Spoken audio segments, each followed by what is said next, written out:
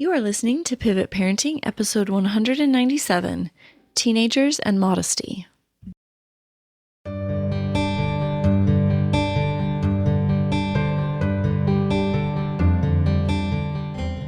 Welcome to Pivot Parenting, the place where we recognize when your parental role needs to shift and how to do it. I'm your host and parenting expert, Heather Frazier.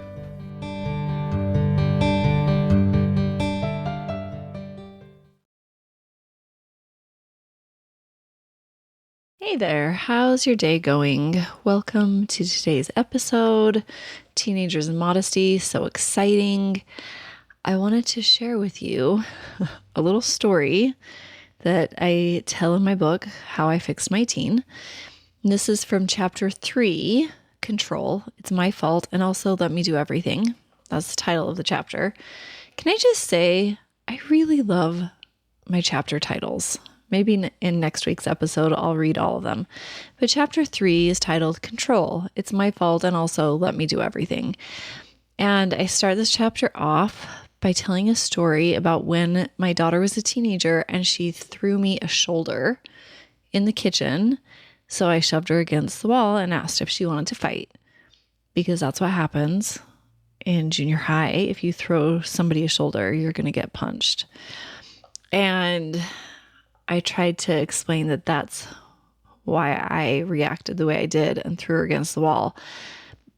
But actually, honestly, I really didn't like her throwing me a shoulder, and I wanted to make sure she never threw me one again. I wanted to control the situation. And this is actually similar to today's topic in that we want to control our teens in the name of their benefit. But really, it's because we can't manage ourselves. And teens and modesty go hand in hand with this, and our own modesty as well. But my book, How I Fixed My Teen, is in full swing for pre-orders. And everybody that pre-orders it is going to get the audio for free. And spoiler alert, the audio is going to come out first before the book is in hard copy in hand.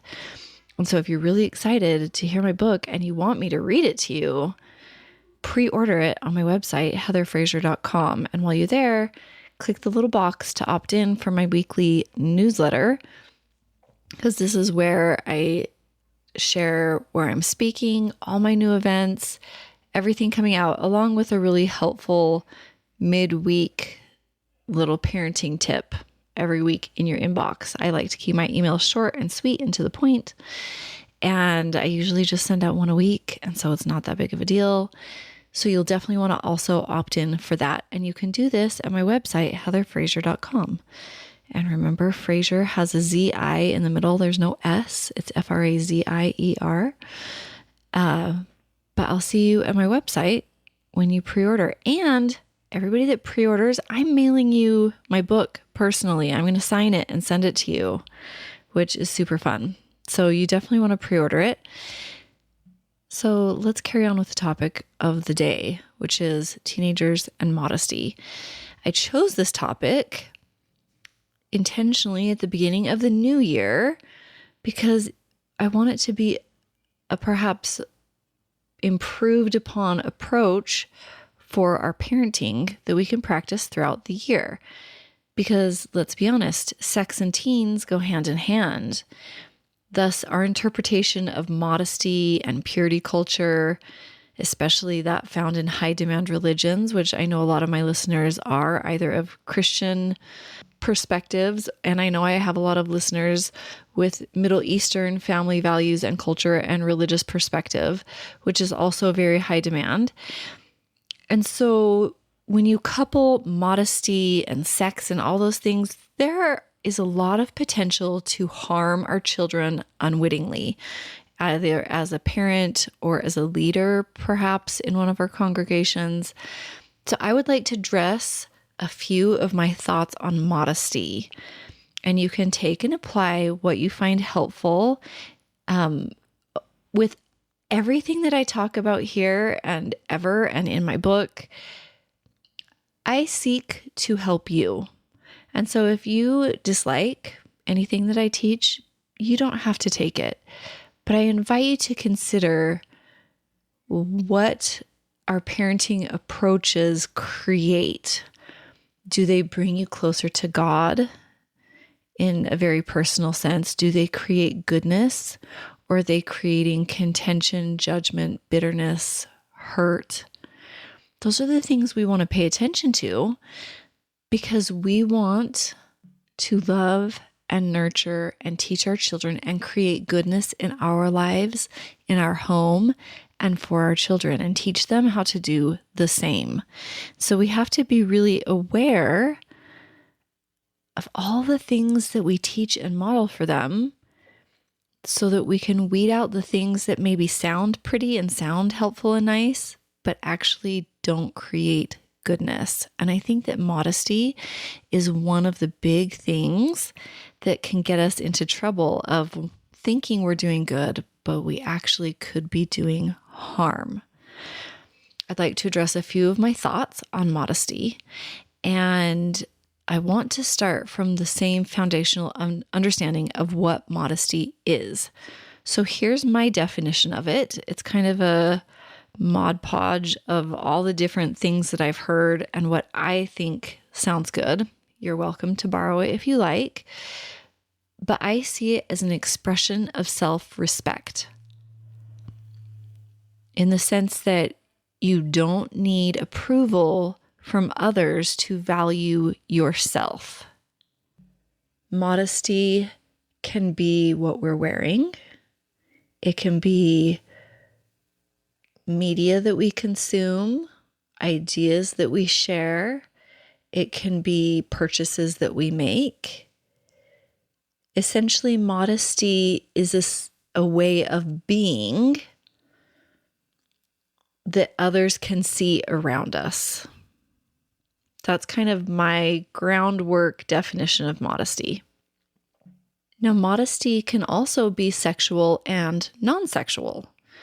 It can be clothing designs, so it could be clothing that's really low cut or reveals a lot of skin.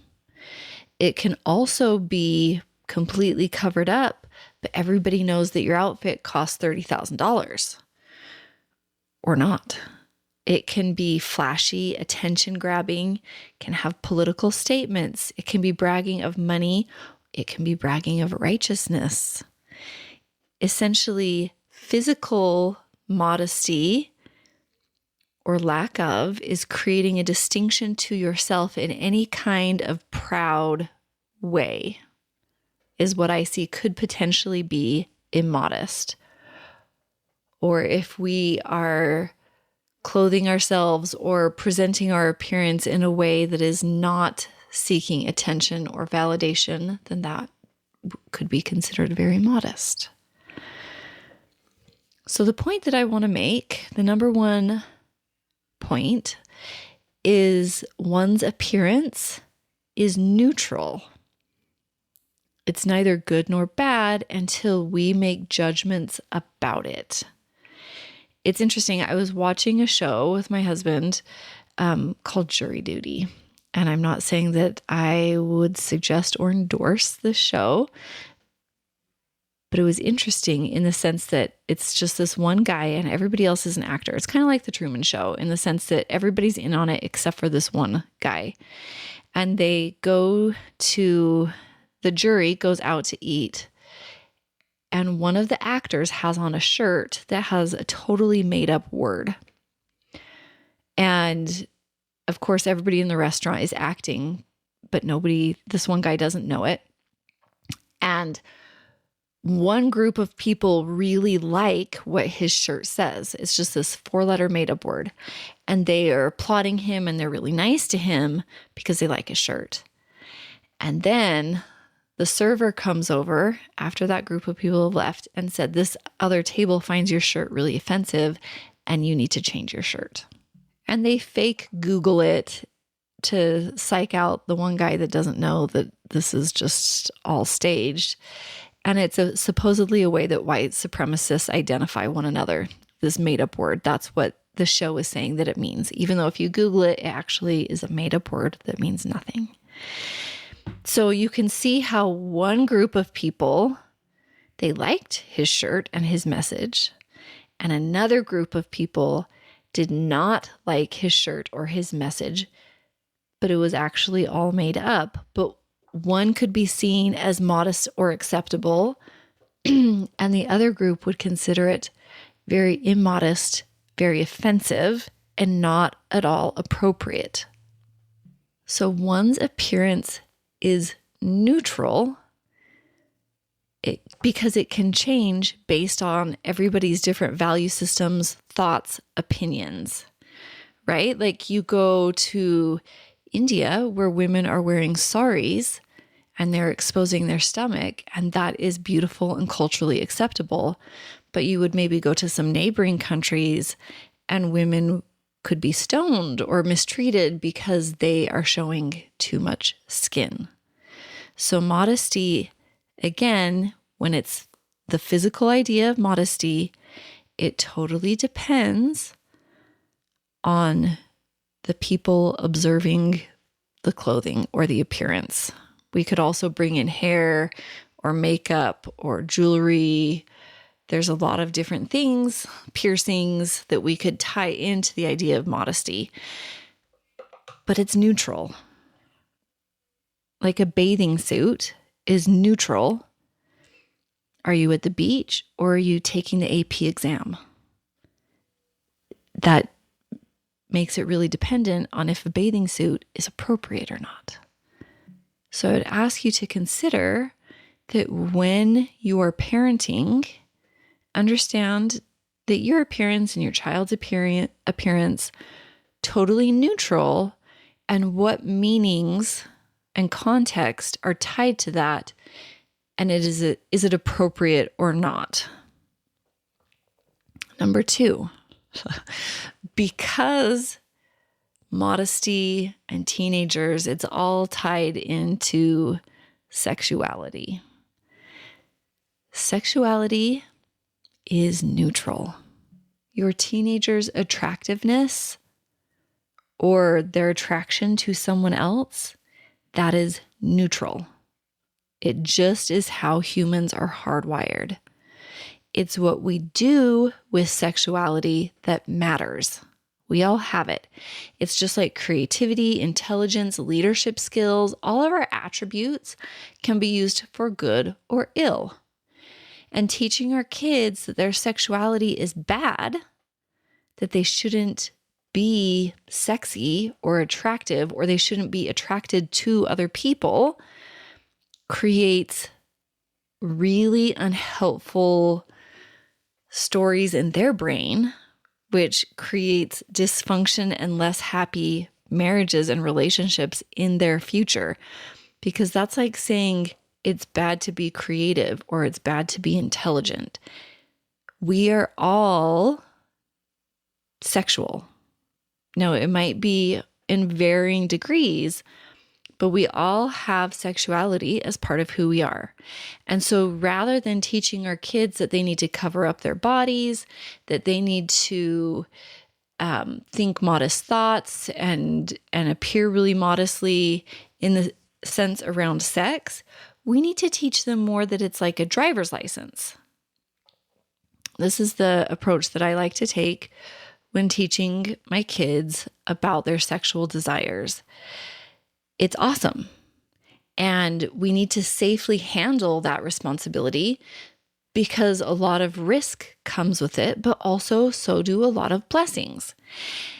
And so would we let a 2-year-old drive or a 10-year-old drive?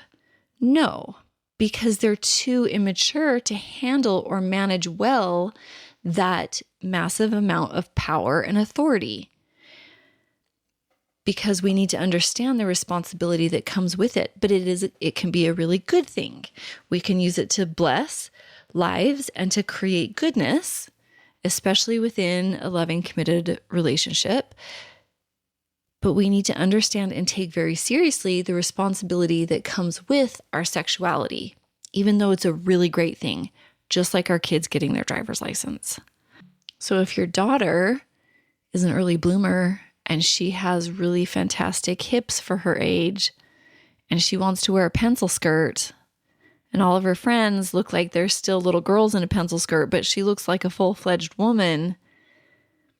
We don't want to make her feel bad for A, she cannot help the shape that her body is, and B, her looking in a more sexual fashion is neither good nor bad. It is just simply the way that fabric hangs on her body, and the less big of a deal we make of that, the less self-conscious she will be. Did you guys actually know that I've taken adolescent psychology classes and other psych classes at university level, and girls who are early bloomers, it affects their self-esteem in a negative way. They don't like being the first ones to fill out their clothing. Whereas the opposite is true for boys. The boys who hit puberty first have more confidence. They like themselves more. They really like their emerging adultness. Whereas women, the girls who are blooming first, they tend to try to hide and suppress it, again, because they don't want to be sexualized. And so we need to be really careful when our kids are starting puberty to not further push that in sexualizing their appearance just because they look more adult-like. And we really can do this in Modesty. I remember, you know how moms pass clothes along? I had a neighbor for a long time, and I would give her my girls' clothes because I was done having kids and she was just starting having kids. I don't know if you do this in your neighborhoods, but it's a really great way to not have to have the time and hassle of going and getting clothes for your always growing children. But I took her a bag of clothes and she said, "Oh, my daughter will never wear tank tops." Now her daughter was like 1 or 2. And she said, "I will never sexualize my daughter by putting her in tank tops." And I still remember this, even though this was well before my coaching days. It just didn't sit well with me. And not because I'm pro tank top. I don't care what people put their kids in. My girls wear tank tops because sometimes it's really hot, and that's a good way to be comfortable in the heat.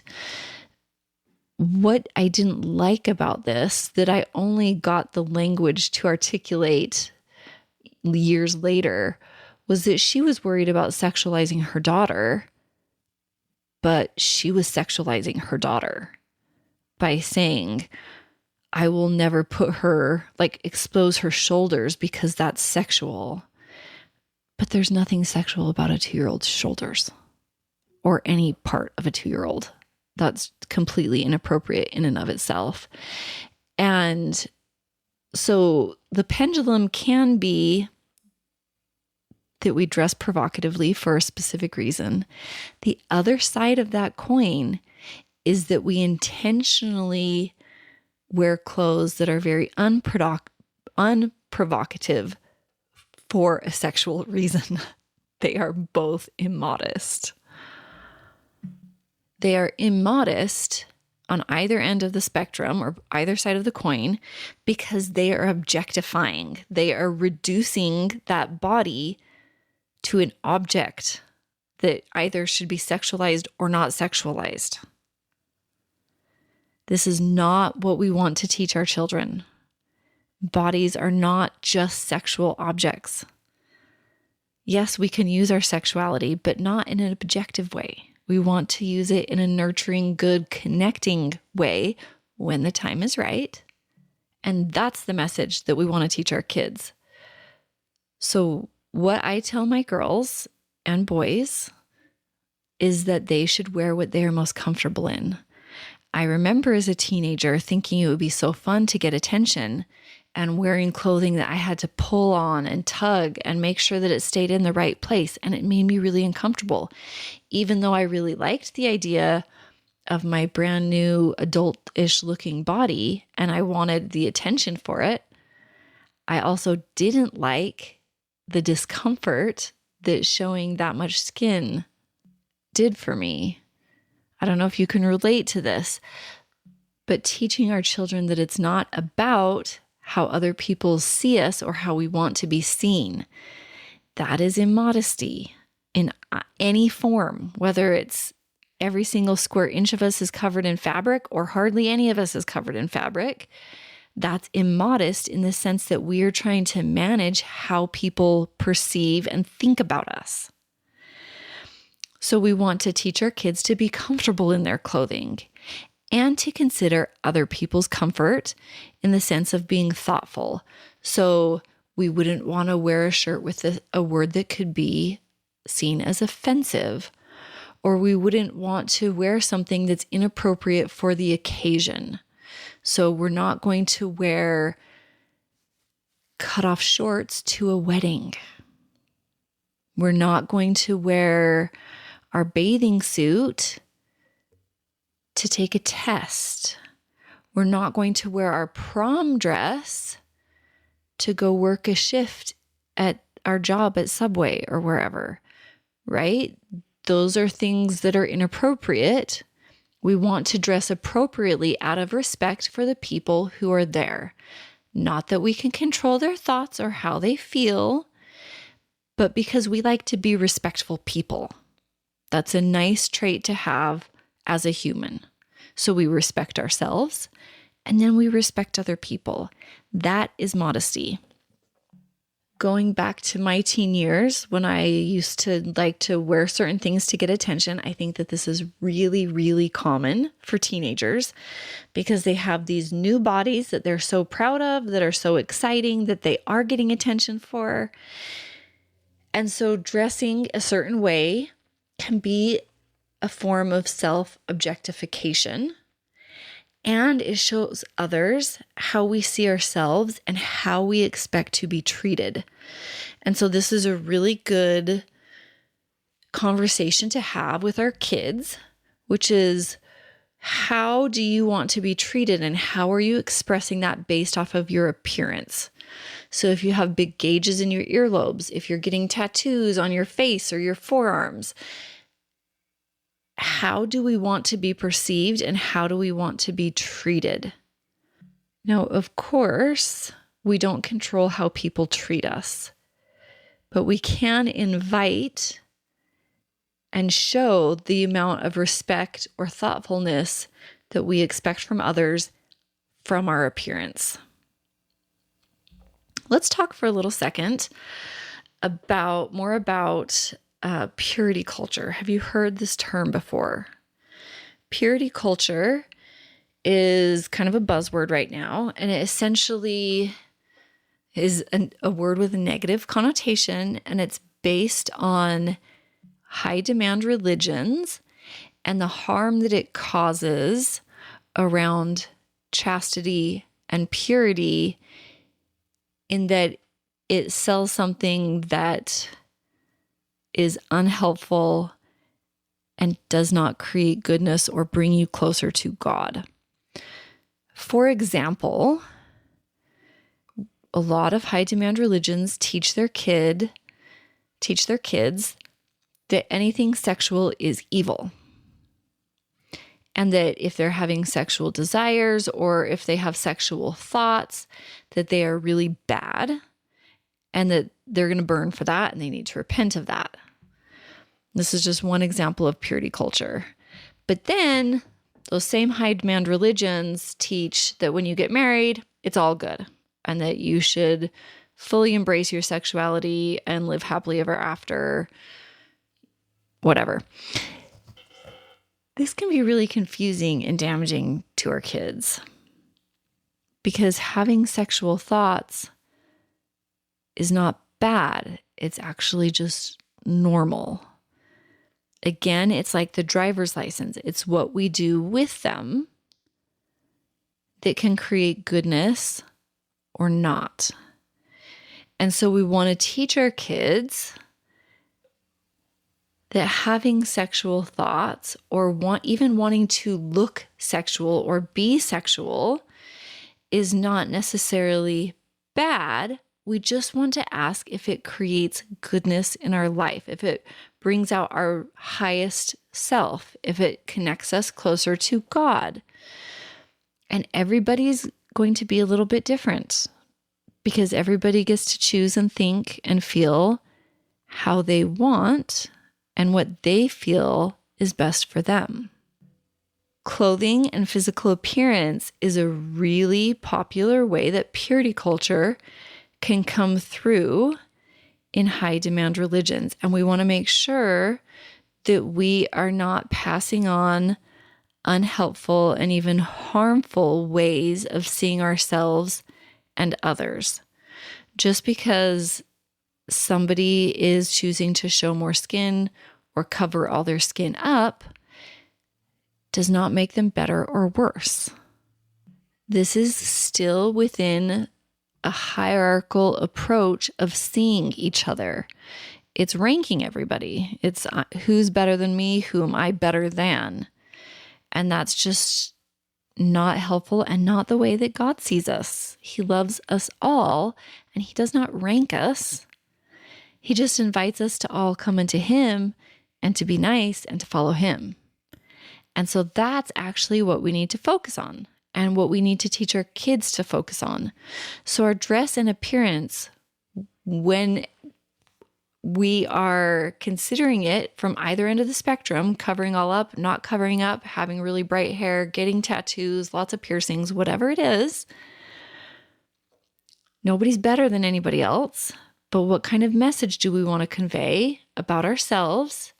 And how do we show respect from our appearance to ourselves and to our God?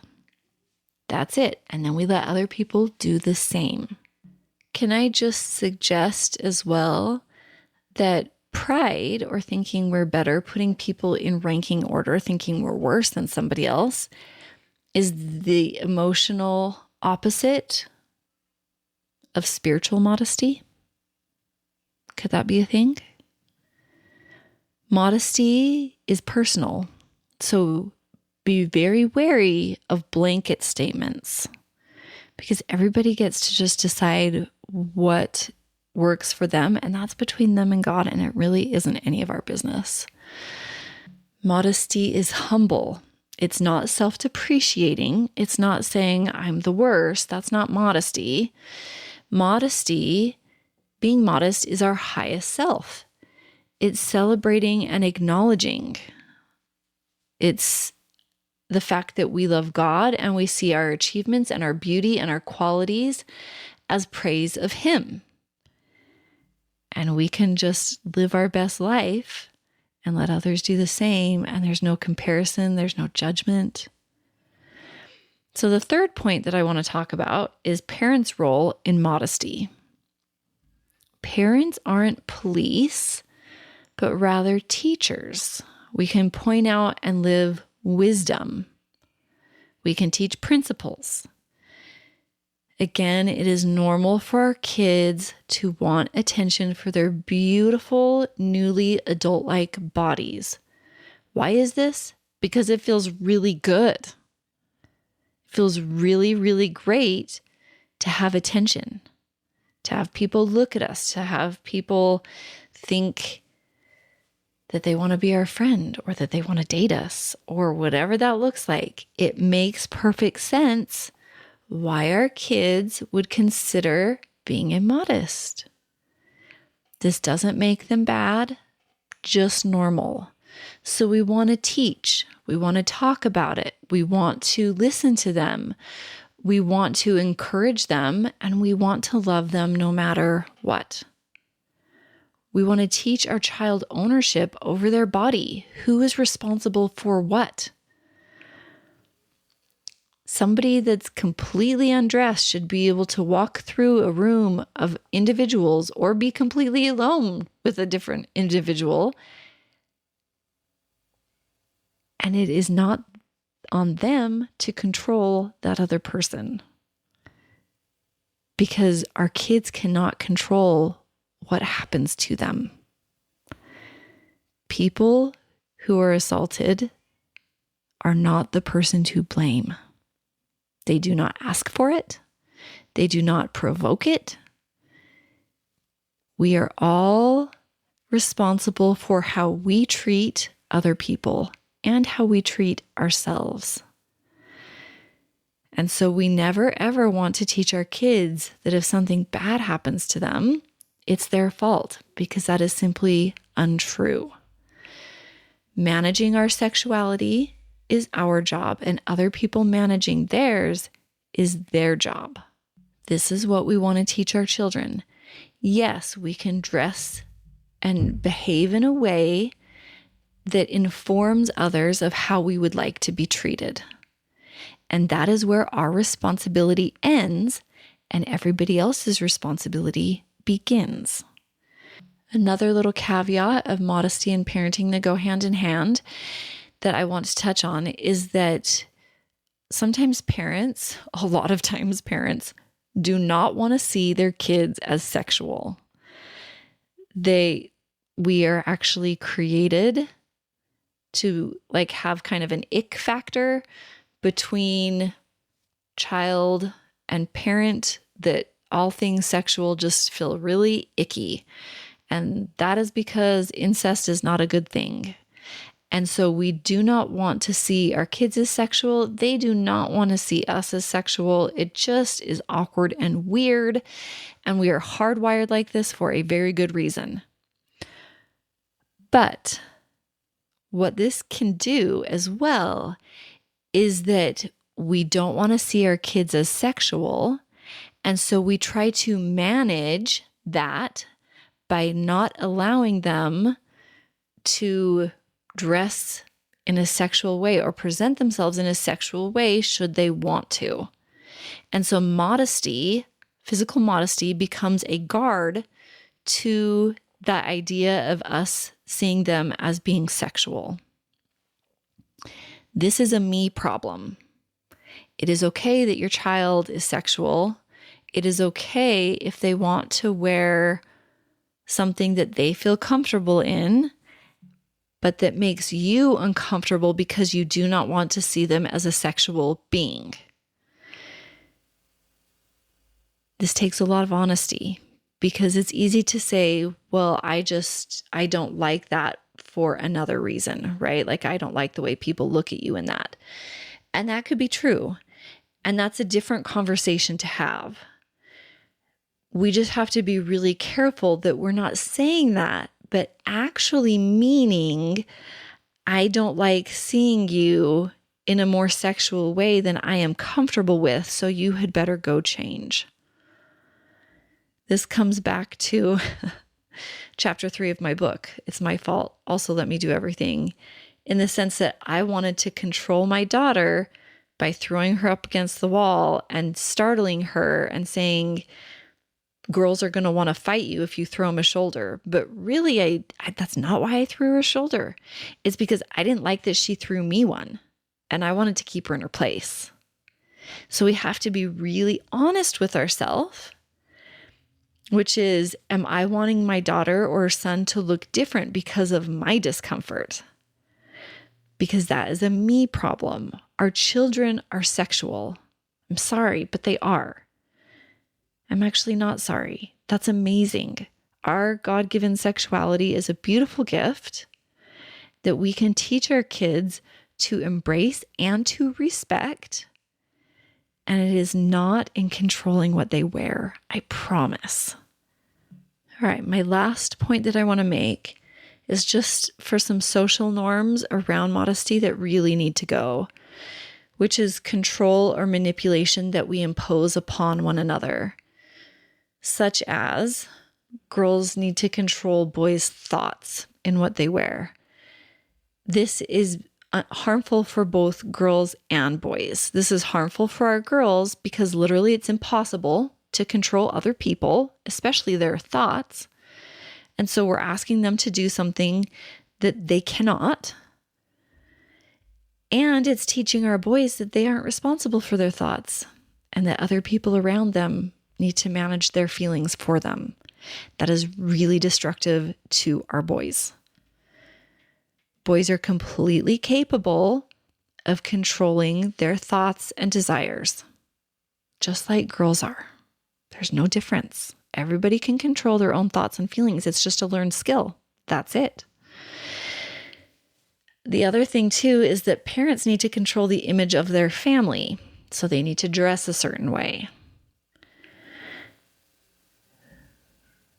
This is actually a really immodest and harmful thought because you're wanting your kids to behave in a certain way, to portray a certain image so that you look respectable, intelligent, righteous.